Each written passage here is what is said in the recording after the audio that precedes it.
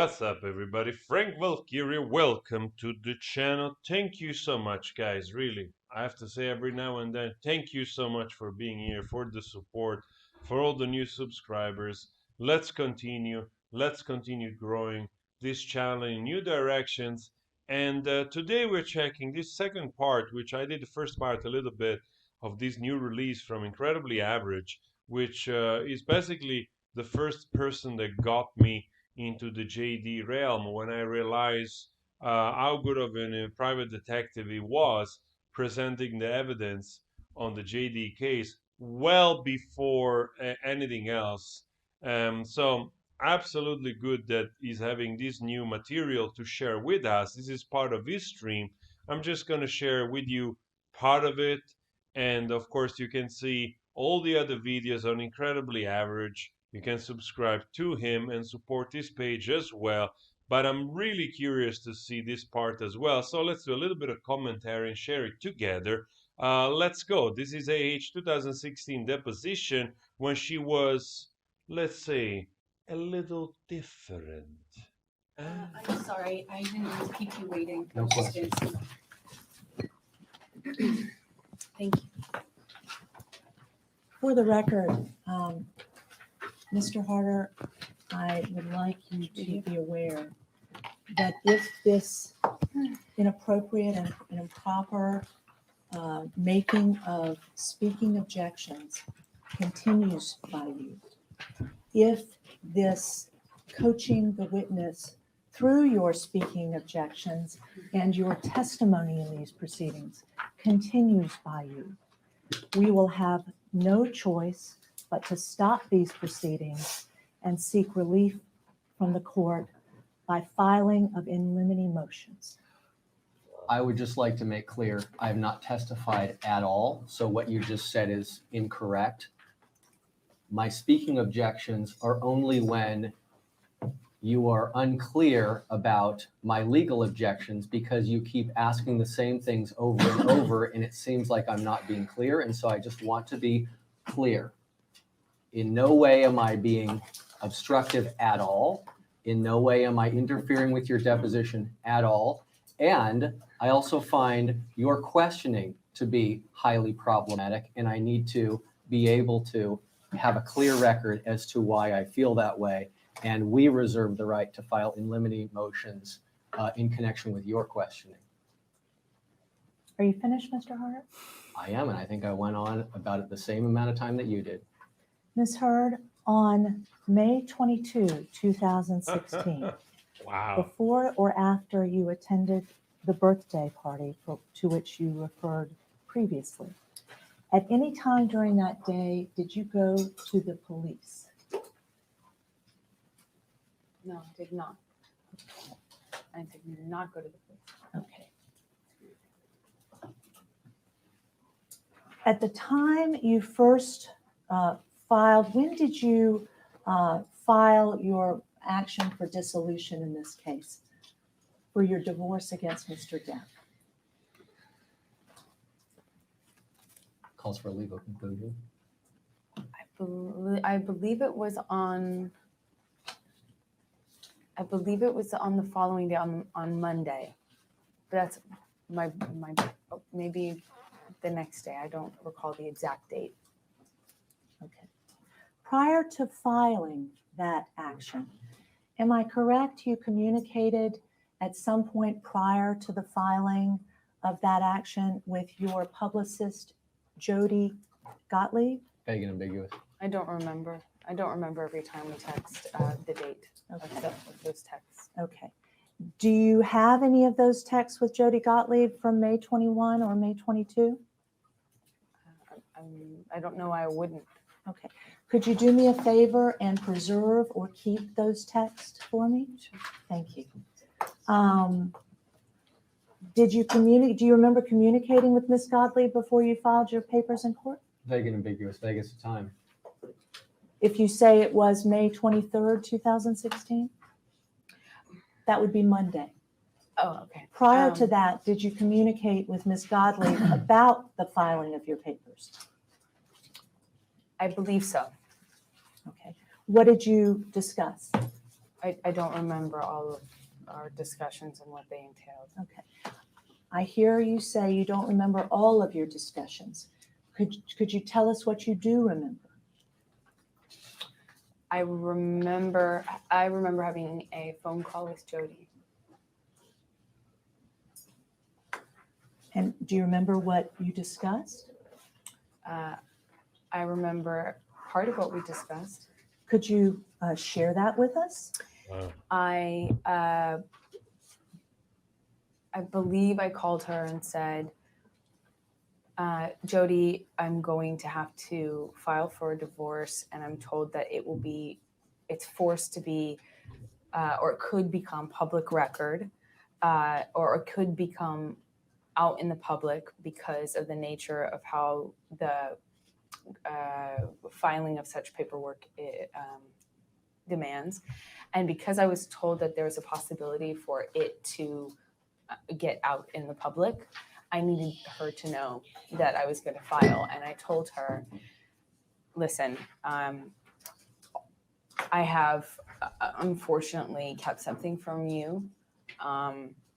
And it's something I've been dealing with for a few years. And all of those times when I would text you about falling down the stairs or having accidents, unfortunately, it's been a Shit that never secret happened for I've been trying 800. to fix and keep and hide to protect myself and to protect Johnny. And I've been living in this situation where To protect Johnny. I've been in a violent relationship.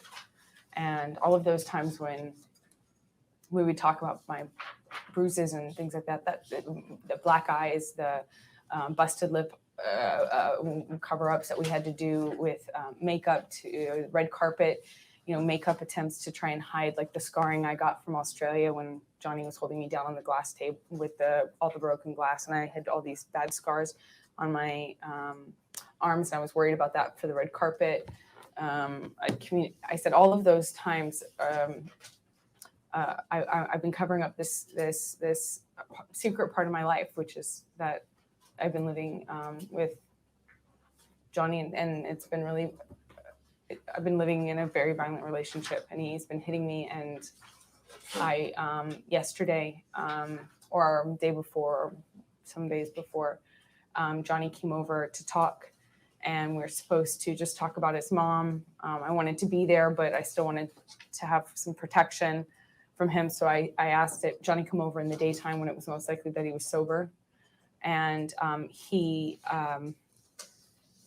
threw his cell phone into my face. And I'm going to have some markings on my face, or I have markings on my face. And I don't know how much the bruising is going to go down, but I really need to go file for a restraining order so that I can have some protection. I can change the locks. I'm told that this gives me a little bit more protection because I'm still living in his house. And she, I remember the phone call with her because she got sick to her stomach.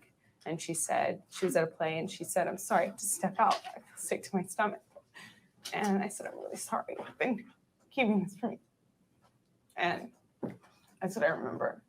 And she said that she was really sorry that she didn't ask me more questions about all those times.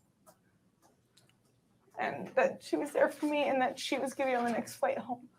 Speaking for everyone else again. And this was Wow, you know what is really bizarre here and not something that hasn't changed is the fact that like this person is really still not shedding one tear. And what I find actually quite bizarre is actually our mannerism of getting into this sort of character, and now posthumously, like after, now that we know so much more, this is 2016. Basically, she's already setting up Johnny here with all the things that she's alleging him that he has done, which it's fake. And she lost also, right? So it's just unreal to hear all of those things and putting it into context with nowadays. You really realize how well they rehearsed the story because it hasn't really changed. They keep repeating the same stuff. They keep repeating in the same way. So the story was already planned then, it seems. Allegedly, And I find it bizarre this watching the lawyer also as if she's getting into this to do the character to do this histrionic part, but at the same time she's looking at the lawyer to see if he can object to something probably so he can stop her going on, you know, like to continue. At least that's how it feels to me. Um, to your memory, do you remember if it was before or after the birthday party we referred to a few minutes ago? Birthday. See how quickly she snapped out of the emotions? Again, nothing has changed in their manners. Literally like two people. Party I know was on a Sunday. Yeah, so then it was probably maybe Sunday night. But that is my estimate. I don't have confirmation. I could probably find out for sure. But is it fair to say under any circumstances prior, you were having this conversation prior to the filing of your divorce action in court on Monday, correct? This conversation I had with her was before the court filing because I think I called her to tell her Yes. that I wanted her to be prepared that I was going to file because I was anticipating that it would become public record or had the potential to become public, and I wanted her to be aware since she handles my my publicity. Really making sure, like, not, you know, like she's really fishing for words, making sure not to say too much, you know? And so prior to when the dissolution action was filed, that was, you say Monday, you think? I believe so. I don't recall exactly. Okay. Would it be true to say that on Sunday, when you were having this telephone conversation with Jody, would it be accurate to say that you were petrified of Johnny? Vague and ambiguous. Do you understand what the word petrified means? Yes, I understand what that word means. I just want the truth. On Sunday, is it true to Man, the say look is Sunday, frightening. May 22nd, 2016, that you were petrified of your husband, Johnny Depp? Vague and ambiguous is the term petrified. I would like to say that I was scared of the side. Oh, petrified is the word you would like to use. Well, I'm only using it, Ms. Depp, because you placed it in your sworn declaration in this matter, seeking a restraining order. So I assumed that you understood the word. Do you understand the word? I understand the word. Again, I answered that once, but I will answer again. Okay. I understand petrified. Okay. On Sunday, May 22nd, as you were having this telephone conversation with Ms. Gottlieb, is it truthful to say you were petrified of your husband, Johnny Depp? I was petrified of the monster, as we like to call him. Johnny and I refer to his other personality, the part of him that is present when he beats me up. Literally projecting herself. Seriously, oh my God. That we call the monster and have called the monster for years. And that other half of him, that other part of him, is the part of him, to whom I would say I was petrified. Of whom I would say I was petrified. I would kindly ask you whether that answer means yes, you were petrified, or no, you were not petrified of Johnny Depp on May 22nd, 2016. Asked and answered. Go ahead. Again, I was petrified. Yes, I was petrified of the monster, the part of Johnny that beat me up and did. Okay. On many occasions. I just want to be clear, Ms. Hurt. Yes, you were petrified of the monster, and that monster was your husband, Johnny Depp. Is that correct? Again, I said it was the let part of him that would beat me up that I was afraid of. The other part of Johnny Oh my is God. a very nice guy and one that I actually was able to live with and tried to salvage through many different attempts to get him sober, to get him help, to get his family involved, to get him clean and sober, and to protect the part of Johnny that is wonderful and is not the monster, that has blackouts and that has rage and doesn't remember and beats me up and has paranoid delusions and uses and almost kills himself when he does. Wow, that's really over the top, guys. That's really so over the top, this stuff. You see that it's, to me at least, it feels rehearsed. You know, I might be wrong, but we are alleging here, like you hear these talks and the way she's going on, like really like they went searching on Google and people with blackouts and rage and all those kind of things to fit the narrative, to fit this kind of depiction of this monster, which this guy is not. And again, watching everything unfolding now, you see how much they were working hard on setting up these old oaks. That part, the one I have been trying to salvage out of him, the good part of him, is the one to whom I'm not afraid. The one I'm afraid of is the one that we call the monster. And they both reside in him. Objection. It's so ridiculous, this stuff, really. Like, there's basically accusing Johnny Depp of having a split personality, when in fact, most likely, she's the one that has some personality disorder. Non-responsive. Move to strike. Ms. Hurd? Objection, it's highly responsive, and Ms. I oppose that motion to strike. I don't understand. Don't worry about it. Ms. Hurd? She doesn't on- like, She talked for half an hour, and the lawyer is just going like, "We're gonna strike all of this off the record." your answer, so she's trying to wipe it out. No, that I understand. But Yeah, that's all you need to know. And I'm just, for the record, I'm just letting the record know that you were responsive. I feel I'm responding to you in the most honest way possible. And I know that it's nuanced. Human beings are nuanced. She loves that and word. Complex. And I'm speaking to you from my heart. And I apologize if it is not clear enough for you. Just wait for a question. Spit it out, Objection bro. To Mr. Harder's testimony and statements Not a and Ms. testimony. Hurd's last testimony and statements as non-responsive. Move to strike. Ms. Hurd, on May 22nd, 2016, is it true or untrue that you were terrified of Johnny? Asked and answered. Can you repeat the question? On May 22nd, 2016, is it true or untrue that you were terrified of Johnny?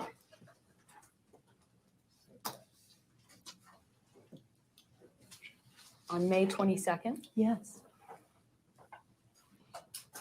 On May 22nd, I was absolutely terrified of the man that we called the monster, the version of Johnny Depp, the part of Johnny Depp that acts erratically, unpredictably, that has severe drug and alcohol problems, and that could beat me up and hurt me and not even mean to at times. That part of him, I was terrified and yes, also Wow, petrified. man. That part of him, I became increasingly scared of because the behavior prior to May 22nd, 2016 had grown increasingly erratic and unpredictable. I was so terrified that I, days prior, went and sought advice from a friend who has lived through domestic violence as to what I could legally do to protect myself, because I lived in his house and I didn't even know if I could do something like change the locks. And I didn't know under what circumstance, what substances he was on, what particular mix or cocktail he was on, because those cocktails change quite often with Johnny. And I didn't know if this month it was cocaine and ecstasy, if it Quaaludes, or if it was other things like that. I didn't know what combo he was on, and that definitely affects the behavior of the monster of Johnny Depp. And I didn't know what he was on or what his behavior. She's defaming him right now with this stuff. And also remind yourself that the locks were changed, and also some actors and also very rich people were heading to her house, also a model. put that into context. At this moment, they thought that all that stuff would not come out, and that's why they talked like this. She talked this way. But then you go like, oh, wait a second. You changed the lock? You mean this whole fear of being petrified of the monster was so incredibly big, was so incredibly bad that you did have the energy to change the lock, and a few days later or so, whatever time it took, not long, invited somebody else at home to cuddle with you. Fascinating. Only cuddle took place. You with your dirty mind out there, and they were just cuddling in pajamas. Okay? What he was capable of doing. So the month leading up to this, because we had limited to no contact prior, I didn't know what to expect. Let the record reflect that Mr. Harder's using his hands splayed flatly above the table to instruct the witness not to answer or to stop talking. That's completely false. That's absolutely I and agree. completely false. I agree. I did not Wow. actually It's going receive wild any here. indication. Ms. Hurd, from- excuse me, I don't want to interrupt, but you haven't, Go ahead. there's not a question pending. Okay. Sorry. So Like Camille what does that Vasquez. mean? You wait for the next question. Okay. Okay. So I'm Um, As to your last answer, it Nothing was has changed. non-responsive, and for the record, I moved to strike. And that's not true. And I need to say, it was 100% responsive. The question was, were you terrified of Johnny Depp? And she gave a very thorough and articulate answer as to yes and why it was. So I completely object with your continual efforts to stop her from testifying and to wipe out what it is that she's saying.